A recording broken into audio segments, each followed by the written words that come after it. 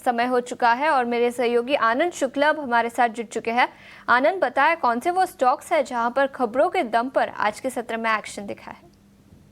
जी हाँ, शुरुआत करते हैं जाइडस लाइफ से, जहां पर कंपनी ने एक एनवीमो नाम की दवा लॉन्च की है और ये जो दवा है वो बोन मैरो ट्रांसप्लांट और किडनी के इलाज में इस्तेमाल की जाती है, जिसके चलते शेयर में करीब 1.5% की तेज़ी देखने को मिल रही है। एल&टी भी फोकस में है, जहां पर कंपनी को 1000 से 2500 करोड़ की रेंज में ऑर्डर मिला है और ये जो ऑर्डर है वो बिल्डिंग और फैक्ट्री कारोबार के लिए मिला है। रिसेंटली कंपनी को इसी रेंज में ऑर्डर मिला था, जिसके चलते शेयर में हल्की सी तेज़ी देखने को मिल रही है। इसके अलावा बात करें केईसी इंटरनेशनल की, तो केईसी इंटरनेशनल को 117 करोड़ का इनकम टैक्स रिफंड मिला है, जिसके चलते शेयर में अच्छी खासी तेजी देखने को मिल रही है।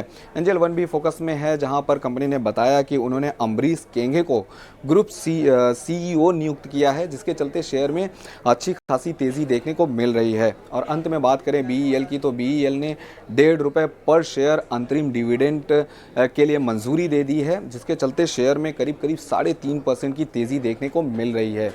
तो ये थे वो शेयर जिनमें खबरों के दम पर एक्शन देखने को मिल रहा है। बिल्कुल, तो कई सारे स्टॉक्स जहां पर खबरों के दम पर आज एक्शन दिखा है। आनंद, शुक्रिया पूरी डिटेल्स के साथ हमारे साथ जुड़ने के लिए। लेकिन आगे बढ़ते हैं, आईआरएफसी को सरकार से नवरत्न का दर्जा मिला है, इससे आगे कारोबार में किस तरह का सपोर्ट मिलेगा, इस पर कंपनी के सीएमडी मनोज कुमार दुबे से खास बातचीत की है हमारी सहयोगी ऐश्वर्या पाटिल ने। आइए आपको सुनाते हैं। सबसे पहले तो नवरत्न स्टेटस ग्रांट किया गया है आईआरएफसी को, तो इसके बारे में कुछ बताएं और आगे चलकर 2.0 की जर्नी किस तरह की रहेगी। तो धन्यवाद ऐश्वर्या। तो परसों माननीय रेल मंत्री जी ने ये अनाउंसमेंट किया कि भारत सरकार ने आईआरएफसी को नवरत्न की स्टेटस प्रदान की है। इस स्टेटस के मिलने के बाद हमें अपने व्यवसाय को तेजी से करने में सुविधा मिलेगी। बोर्ड को कई स्वायत्ता मिलती है, जिससे कि हम अपने डिसीजन जल्दी ले पाएंगे। इसके अलावा जो 2.0 हम करने जा रहे हैं, जिसकी हम अभी परिचर्चा कर रहे हैं, उसमें यह है कि अभी तक हम सिर्फ भारतीय रेल को ही लोन देते थे, उन्हीं को बहुत सस्ते दर पे पैसा मुहैया कराते थे। अब हमारी कोशिश ये है कि रेलवे इकोसिस्टम में जो भी लोग प्राइवेट पब्लिक पार्टनरशिप के भी जो प्रोजेक्ट्स आएंगे, उनको भी हम फंड मुहैया कराने की कोशिश करेंगे, उनकी भी हम ड्यू डिलिजेंस करेंगे।